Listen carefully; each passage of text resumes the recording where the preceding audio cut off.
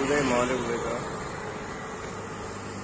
आयज हो NH 66 highway याची रहदारी कितली वाडल्या ती जाणा तुम्ही। आणि ह्या हायवे रस्त्याक लागून लोकांक लागून गाडयेक लागून सेफ्टी कितें दवरल्या।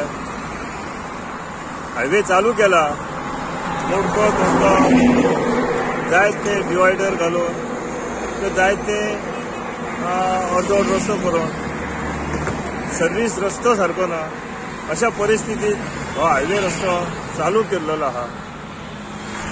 तेका लागून हे रस्त्यार अशे खूबशे अपघात जातात। आयज रात्रीच्या वेळार एक केन्ना म्हशीचेर गाडी मारून गेल्या खबर ना, तिचो बंपर थिंगा पडलेलो आहा, ताचो पंचनामो जालो का ना, ती गाडी ही म्हस थंय मेल्लेली आहा, ही कोणी पळयला की ना। आयज तेच्यान इतली रहदारी जाता, सायडीक कितलीशी शॉपाय आहात, कोणी कळयले आसतले की ना हे खबर ना। पूण आयज आतां दनपारचे 11 जाल्ले आहात। 11 जाले जाल्यार 11 जायसर कोणूच येवंक ना हांगा।